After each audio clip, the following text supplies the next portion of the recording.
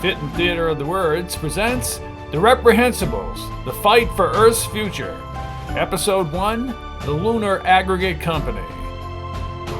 The sun brightened the gray lunar landscape over the Tycho crater and into the windows of Terrence Wilson's apartment in the sector station in Dome 35, the central administration building for the Lunar Aggregation for the Recovery of Composite Ore, aka the Lunar Aggregate Company. Another in a long series of quakes shook the sector station, waking the bushy-haired Wilson. He slowly opened his eyes, realizing what was occurring, and also was aware that the quakes were of short duration. Tensing his facial muscles, he rolled over in his bed next to his lover, Andrea Constantine, the air on the powder blue sheets. The smooth-skinned woman turned over, partially opening her green eyes and smiling as she saw Wilson. "What time is it, Terrence?" she asked in her soft, slow-speaking voice. "Not yet 6, babe," he said, listening for the quake. The daughter of Darius Constantine, owner of the Lunar Aggregate Company. The quake stopped. They do seem to be getting longer, though. "Did you sleep well, babe?" asked Wilson as he pulled back the sheets and stretched his muscles by the side of the bed. She watched him tighten his brawny frame, and in his undershorts appeared like a fighter in training. He turned, revealing a well-formed chest. Andrea studied him up and down, finally looking into his light brown eyes.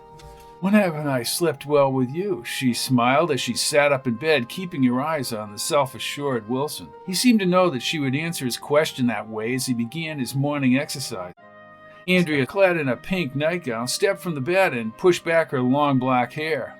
"We have to be at the hangar before 8, he said as he started his push-ups. Andrea crawled back onto the bed, laying on her stomach as she looked down at the huffing Wilson.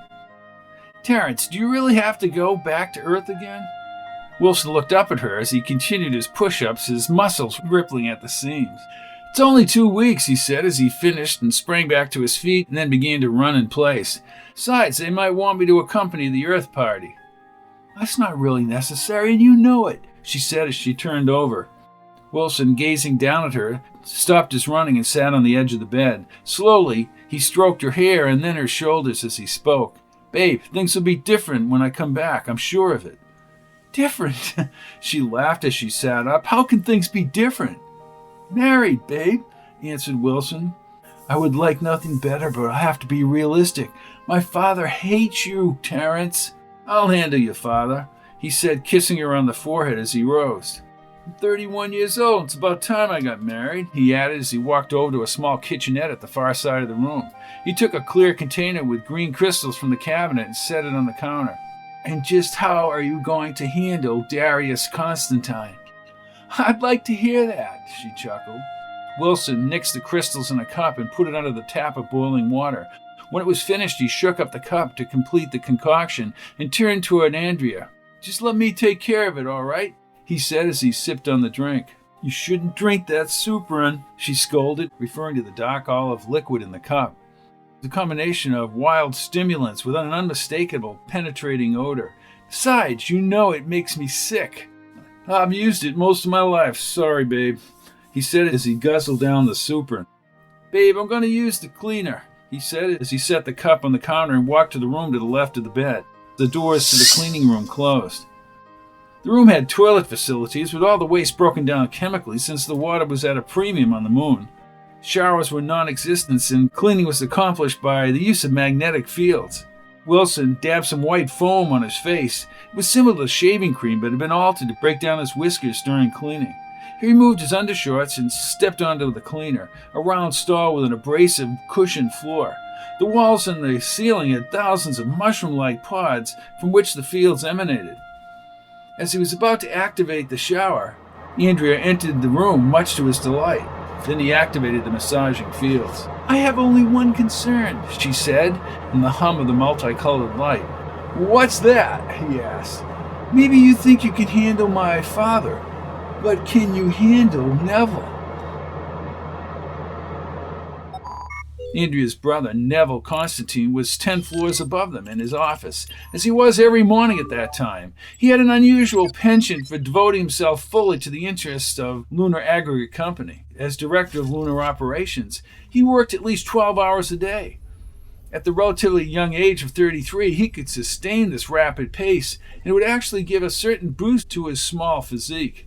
Like his older sister, he had rich, dark hair, short and styled with precise neatness several times a week. His eyes were as dark as deep space, with a crafty slyness under his heavy brows. Although he had a rather heavy beard, he used the cleaner twice a day, allowing him a prim physical appearance. Neville's clothes were only the most elegant fashions of the time. The fabric, like almost every material made by man, was of a special blending of carbon and a carbon-based and a zinc-based alloy and a combination of zambium fibers. Depending on the process of the zambium fibers, they could be harnessed into almost the strongest strength or be woven into fine cloth. His outer coat, called a Ralph's coat, was an extension of a conventional suit coat with a turtleneck that flared upward and brightened depending on the occasion. The turtleneck fitted up to the chin and tucked into a pair of lightly fitting, beltless pants, tapered into boots with a rather high instep. "I do not care for any more of your excuses, Stuart," he said to his aide. "I do not mind bringing workers up from Earth. It gives a direct way to realign their thinking away from Earth ways." "Well, they were attempting to voice concerns about the food they're getting," said Stuart as he tried to reason with him. "The day's work had already been completed. Letting workers discuss their problems on work time is unforgivable," he said as he stood right in front of the taller aide. "Maybe they prefer the garbage they're used to on Earth. Is that it?" "They're just used to certain things," objected Stuart as Neville's eyes ignited.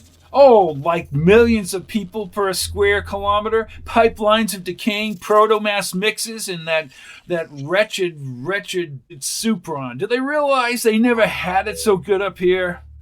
"Apparently not," said Stuart. "At least listen to them, Neville. Give them some opportunity to voice their grievances."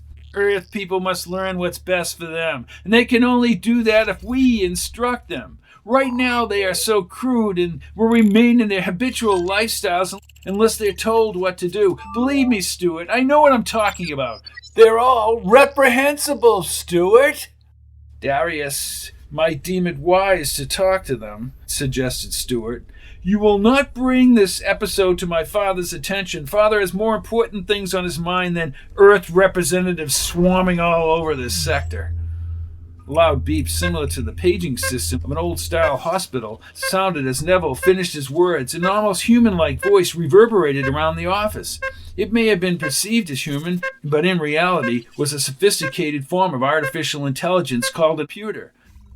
The name spawned from computer in the subsequent advance to a more automated application. Computers were totally pervasive and essential to life both on the moon and on Earth. On each planet, there was a central computer which was linked to almost every computer on the planet. Communications, in fact, mundane everyday functions were all interlocked within this computer system. "Mr. Constantine, Mr. Duval has arrived." "Very well, allow him to enter, computer," ordered Neville. "You have your instructions, Stuart. Keep those Earth people in line." "Yes, Neville," said Stuart as the doors to the office opened in a diagonal direction. Stuart headed for the doorway as Duval entered. "Stuart," said the crew-cut Duval. "Elmer," returned Stuart as he passed him and left the room. Neville walked over to the computer terminal, which served as his desk. He leaned back in the chair with a smug look on his face. "Computer, engage sound systems," Neville told the machine. Instantly, an invisible barrier surrounded the room, preventing anyone from listening to their conversation. "Well, Elmer, you've arrived, so to speak. I trust everything is proceeding on schedule." "It's proceeding at a rapid pace and quite anonymously, of course. I'm sorry I haven't been available for the past week. I've been busy with the Earth Party," said Neville as Duval sat down. "Are they at all suspicious?" asked Duval. "No, not at all. As a matter of fact, the whole contingent leaves the hangar in less than 2 hours. They'll be gone and forgotten."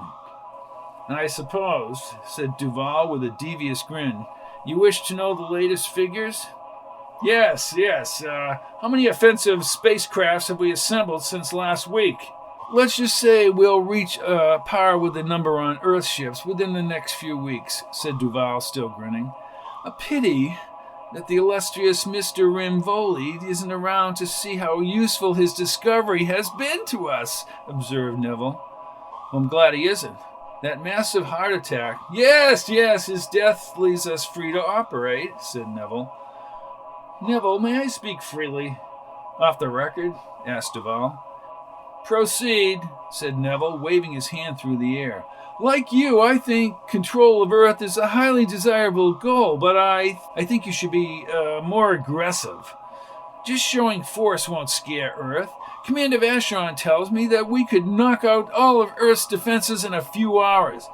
Ah, Vashon, if I listened to everything he said, everyone would be dead.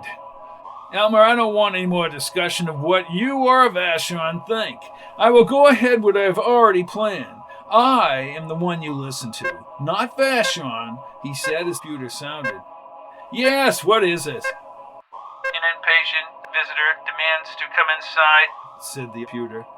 I am involved in a conference, computer. Tell him. It is Rip Neely. Oh, said Neville as he arose. Send him in, Elmer. I'll be out to see you and Vashon later this afternoon. Well, I have to go out and check the cargo transport anyway, said Duval. Neville arose and put his hand on Duval's shoulder. Hang in there, Elmer. We'll have a full review of the entire program this afternoon, he said as the shabby Neely came through the opening doors. Mr. Constantine, he yelled, disturbing Neville. Will you hang on 1 second, Rip? He said as he shook his head. I'll tell Vashon you're coming, said Duval as he left the room, the voices inside vanishing as he passed through the sound screen. All right, Rip, what is it? Asked Neville as the doors closed. Yes, said Neville, whose low tolerance for the ruddy Neely was surpassed only by his ability to get useful information. Oh, I think you'll like this one. You always said that. Will you just tell me what you found out? I haven't got all day. All day, yeah. Well, rumbled Neely. Well, your understudy. Wilson? Desmond spoke quickly. Is he with my sister again? Spent the night, said Neely as his eyes lit up. I have just about had it with their gallivanting, he exclaimed, taking a deep breath. If my father had any idea, he can't stand the sight of Wilson. A little prejudice there? A lot of prejudice there. He'd kill him, said Neely. Where are they now, Rip? In his apartment. Will I get extra benefits? Asked Neely, as benefits were the value of goods an individual could receive from the computers, an allowance according to work paid by the month. Yes. I shall instruct the computers to give you your extra amount. Now go and keep this to yourself. Computer, open the door for Mr. Neely. Maybe I should just tag along, said Neely as he followed Neville to the doors. You try my patience, shouted Neville as his whole body seemed to quiver with pent-up anger. Now get out! Yes, sir, he said, nodding his head as he scampered out ahead of Neville. Join us next week for the next exciting episode of The Reprehensibles, The Fight for Earth, by Robert P. Fitton, presented by Fitton Theater of the Word.